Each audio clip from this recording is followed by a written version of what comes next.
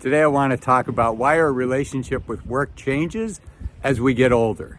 You know, when we're in our teenage years and we get our first job, we're super excited. Maybe not so much for the minimum wage job, but we're super excited to get that first paycheck, right? To have our money and to get to go out and spend it doing what we want to do with that money with our friends. But that changes, right? When we're in our teenage years, when we're, maybe just graduated from high school and we learn a trade, we're starting to make good money for the first time, or we graduate from college and get that first big paycheck. It changes as you get older, right? Because when you're young, you have lots of time and you have lots of health. In fact, we generally don't even think about our health when we're young. We probably should. We'd probably be healthier now if we did. But as we get older, we have less and less time in front of us. Our health becomes more fragile, and we have more money. So the utility of money, the joy of money, the security of money, the power of money decreases with time as we get older. But what does increase in importance is our time, our health, and our relationships. So, one of the things I want to be careful with is, every year that we continue to work is another year that we're trading our time for money. I mean, that's essentially what the trade is. Now, many of us like our jobs and we enjoy our jobs, but ultimately that's what the trade-off is. And really the question to ask yourself is, if you won $100 million in the lottery tonight, do you really think 6 months from now you'd still be working? Now, some of us, the answer would be yes. I suspect if Warren Buffett, Dairy Queen has some kind of lottery and Warren Buffett of all people wins $100 million, that's not going to change his life, right? But for you and I think for 99.9% of my viewers, if we won $100 million in the lottery, we probably 6 months from now, a year from now, would not be working in our current jobs. So my question to you is, if you're financially independent, if you're close to being financially independent, and you're fearful about retiring, what's the difference between winning $100 million and having the money that you have now? If you're financially independent, you're financially independent. Now, obviously, in the comments, somebody should put in there, well, I can think of 100 million ways that situation is different, and that's totally fair.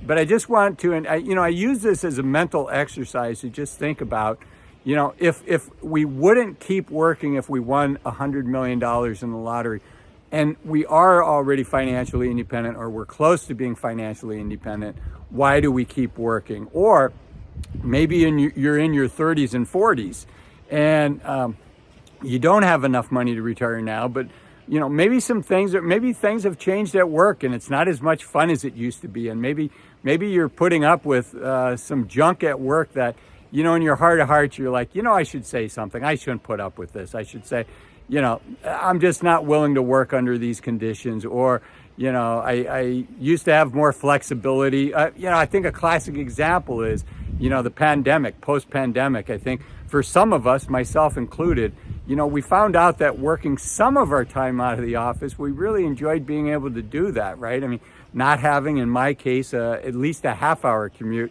each way to work, having that extra time to maybe work out or to get an extra half hour of sleep, getting a good night's sleep, getting enough sleep is an important part to being healthy. It's not being lazy. And, having the flexibility to not be in the office 5 days a week, 50 weeks a year, I think for me, it's important.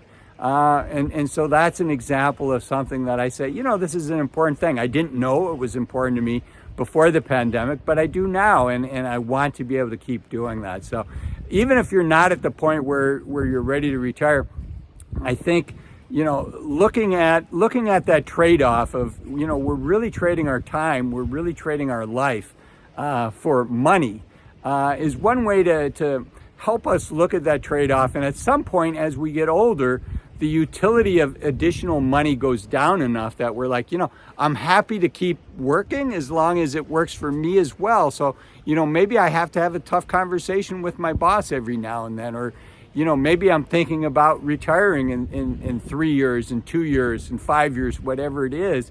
And I want to talk about, what does that retirement package look like? I'm giving up the next 2 years of my life. I'm giving up the next 5 years of my life to continue to work, in part because I love my job. But, outside of that, what does that retirement look like for you?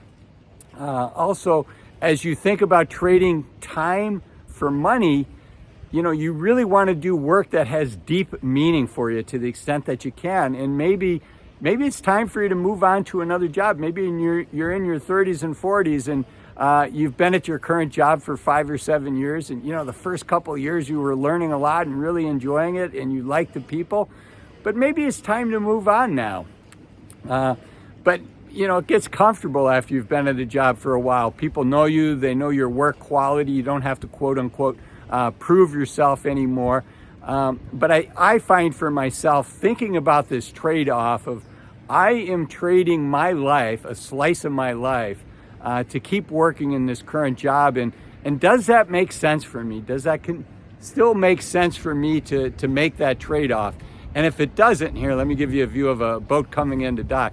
And if it doesn't, maybe I need to make some changes. I need to have a conversation and see what we can do to make sure that this stays a win-win for both me and my company, so that I'm not just idly giving away 2 more years of my life. As you get older, these are dog years. These are your healthy, active years where you have your mental acuity.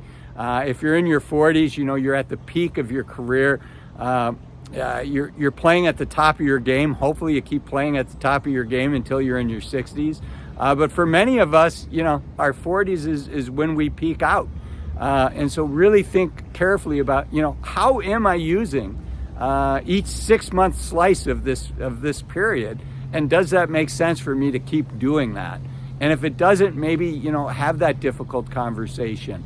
And if you're in your 30s, the converse of this might also make sense is, you're still young and maybe, you're the low person on the totem pole and, you wish you got to pick what weeks you get to go on vacation first and things like that. But, the utility of learning your skill, of learning your craft, of working with people that you love, it's worth that trade-off because you still have plenty of time, right? But as we get older, we have less of that time and we want to be cognizant of that trade-off. Does this make sense for me? Is this something that I still am excited about doing? Does this work for me, or is it time for a change, or is it time for me to be thinking like, if I won $100 million, would I still be doing this?